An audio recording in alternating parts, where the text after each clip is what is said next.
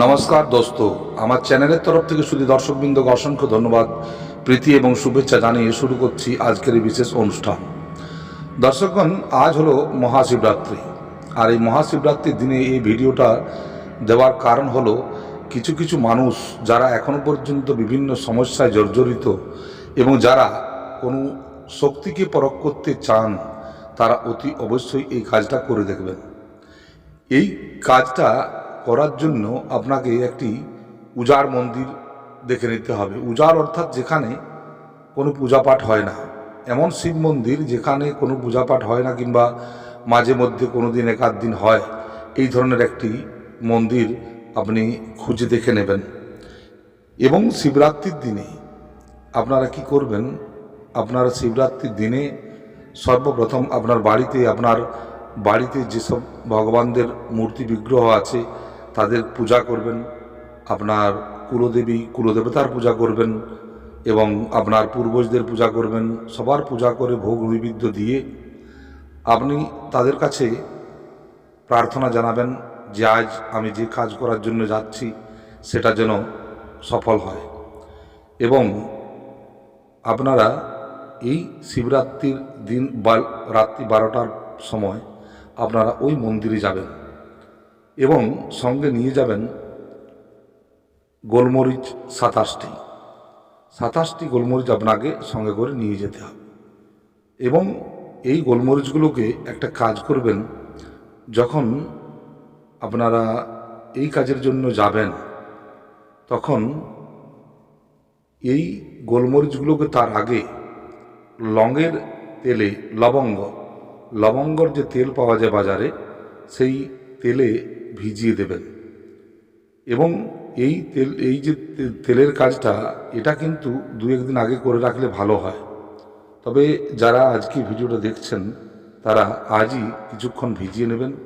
ভিজিয়ে নেওয়ার পর আপনারা ওই লবঙ্গগুলোকে হাতে নিয়ে চলে যাবেন ওই শিব মন্দিরে। ওই শিব মন্দিরে গিয়ে সর্বপ্রথম আপনারা ওখানে ধূপ দীপ ইত্যাদি জ্বালাবেন। জ্বালিয়ে আপনারা ওই জায়গায় বাবার মাথায় জল ঢালবেন। জল ঢালার পর আপনারা ওই জায়গাতেই দাঁড়িয়ে দাঁড়িয়ে বাবার মন্ত্র নমঃ শিবায়, এই মন্ত্রটাকে 108 বার কিংবা যতক্ষণ পারবেন আপনারা জপ করবেন। জপ করার পর আপনি বাবার কাছে বলবেন যে হে বাবা ভোলেনাথ, আজ আমার কাজের জন্য আমি আপনার একটি গণিকা আমি চাওয়ার জন্য আপনার কাছে এসেছি এবং এই গণিকা লাভের জন্য আপনার কাছে আমি অনুরোধ জানাচ্ছি এবং আমার এই কর্মের দ্বারা যেন আমি আপনার গণিকা লাভ করতে পারি।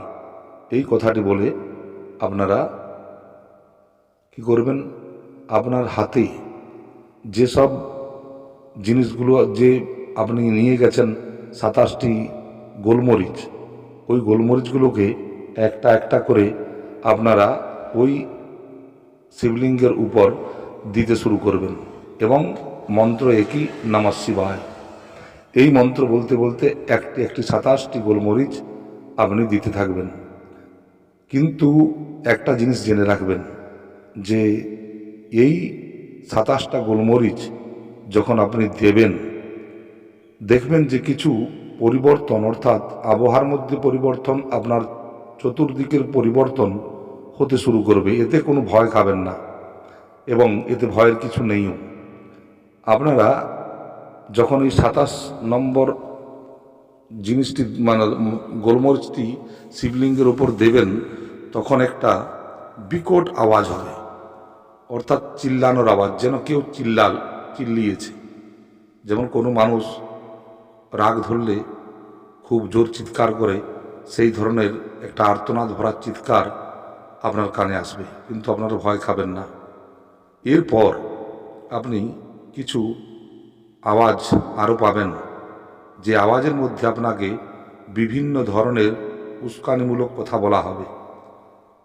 বলা হবে যে দেখ, তোকে আমি 10 লাখ টাকা দিয়ে দিচ্ছি, নগদ টাকা এই নেই। আপনি টাকাও দেখতে পাবেন, হীরা মণি মুক্ত সব কিছু দেখতে পাবেন। কিন্তু ওই দিকে বিলকুল ধ্যান রাখবেন না।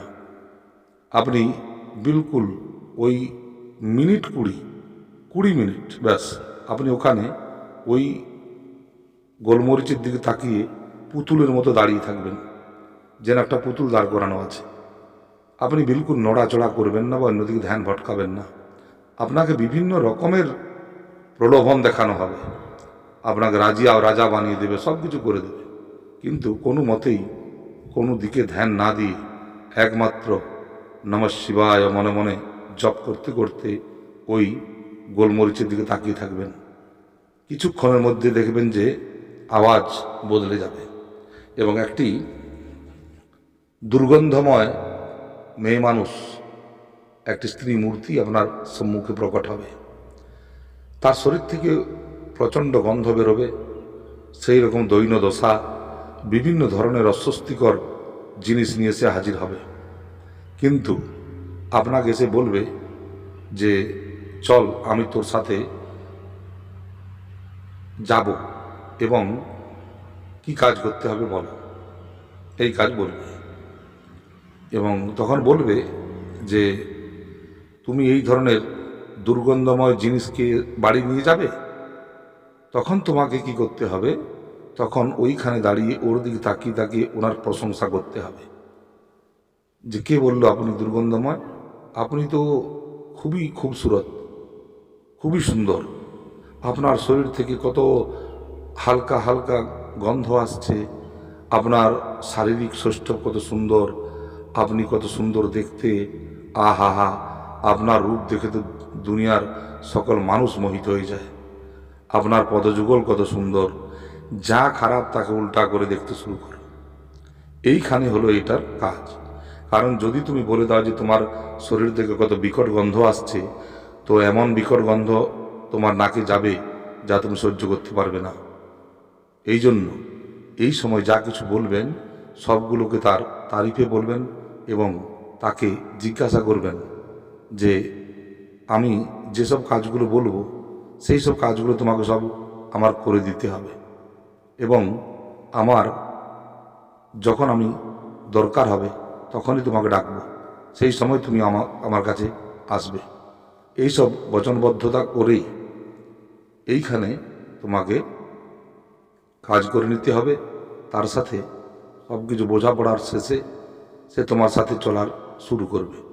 তোমার পিছু পিছু ওই শক্তি তোমার বাড়ি আসবে। একটা অদ্ভুত এবং অকল্পনীয় জিনিস, যা কোনো মানুষ চিন্তারও বাইরে। কারণ এইসব জিনিসগুলো যারা করেন তারাই জানেন বা তারাই দেখেন। এই সব জিনিসগুলোর মধ্যে একটা এমনই রহস্য আছে যে রহস্যগুলোকে সবাই বলে না বা কেউ প্রকাশ করেন না। কারণ এইসব প্রকাশ হয়ে গেলে সেটার মধ্যে বিভিন্ন ধরনের দোষ উৎপন্ন হয়ে যায়। তাই এই শিবরাত্রির দিন এবং হোলির দিন, এই দুটি দিনই হলো এই কর্মটি করার। এই কর্মটি করার অন্য কোনো দিন নেই। একটা কথা মনে রাখবেন, যখন ওই শক্তি আপনাকে রাজি হয়ে যাবে আপনার সাথে আসার জন্য, জানবেন যে দুনিয়ার কোনো কাজ আপনার জন্য ছোট নয়, বা এই দুনিয়াতে এমন কোনো কাজ নেই যা আপনি করতে পারবেন না। তবে কোনো অনৈতিক কাজে বা অনৈতিক জিনিসের জন্য ওনাকে বলবেন না, কারণ উনি করবেন না। এবং যখনই আপনি ওই ধরনের অনৈতিক কোনো কাজ বলবেন আপনাকে ত্যাগ করে চলে যাবে। তো এইটা হলো এই সব জিনিসের শক্তির কাজ।